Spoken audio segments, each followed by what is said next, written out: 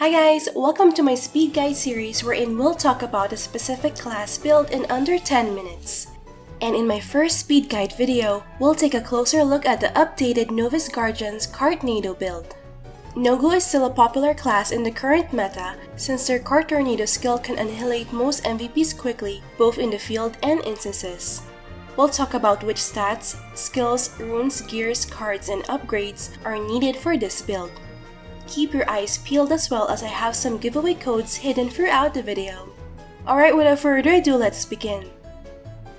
First, let's take a look at the important stats to upgrade. For attribute point distribution, the usual Cartnado build just needs 3 attributes.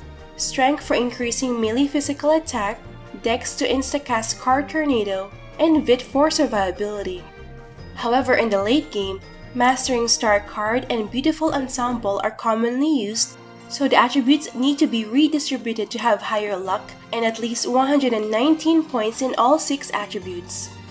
As for damage multipliers, prioritize increasing attack percent, melee physical damage, physical penetration, skill damage, wind element damage, damage to MVP, damage to large size, and movement speed.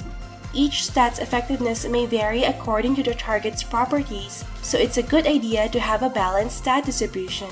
Ignore Death is not needed since Nogus have a rune that can totally ignore the physical defense of their target. Up next for skills, here's the recommended skill point allocation.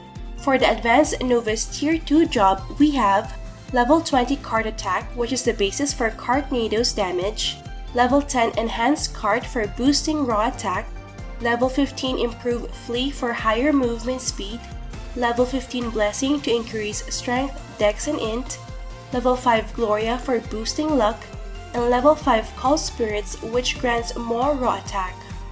Then for the Super Novice Tier 3 job, we have Level 5 Card Boost, Level 5 Overthrust, and Level 10 Inspiration, which are self-buffs that significantly increase attack, movement speed, and all attributes.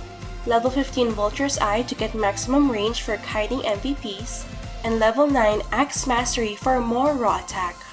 As for the remaining points, it can be allotted on other Tier 2 skills such as Level 3 Bash and Level 1 Magnum Break for boosting attack percentage, Level 1 Taunt for disrupting enemies casting such as Soul Player's Elegy, Level 1 Increased Agility for giving Blessing buff and additional movement speed, and Level 10 Imposition Manas for increasing raw attack.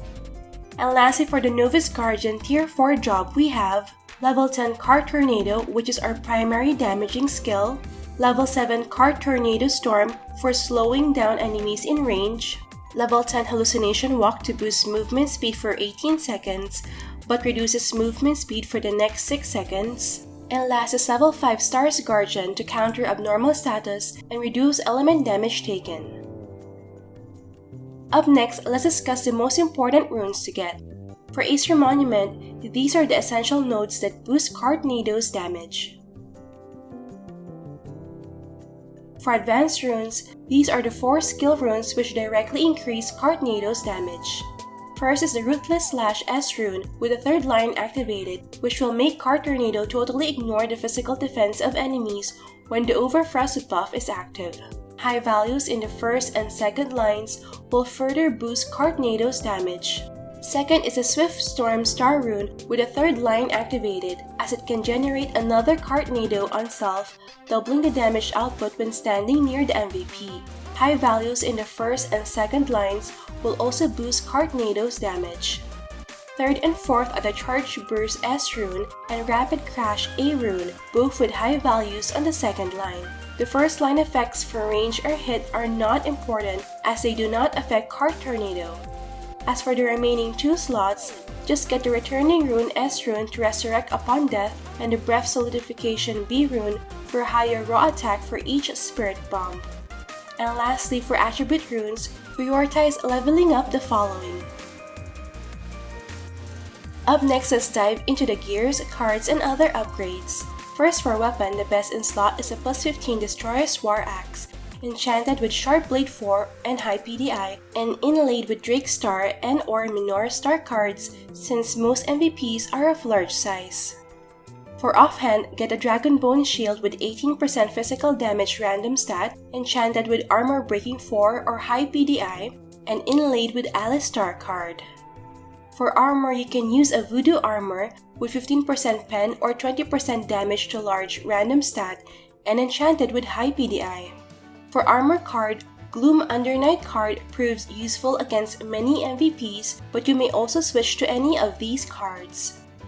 For garment, you can use the Brave Warrior's Pauldron with 12% skill damage random stat, enchanted with high PDI, and inlaid with Mastering Star card. For footgear, it's recommended to use the Dragon Slayer War Boots with 6% pen, enchanted with high PDI, and inlaid with Moonlight Flower Star card. This is the most important card you should aim for as it negates any penalty from Hallucination Walk and lets you achieve the movement speed cap of 330% with ease. For accessories, you may use a Pendant of Eugen with 4.5% physical damage random stat and a gold earring with 4.5% pen random stat. Both should be enchanted with Sharp Blade 4 and high PDI and inlaid with any of these cards depending on the target's attributes. For headwear, these are my top options for each slot.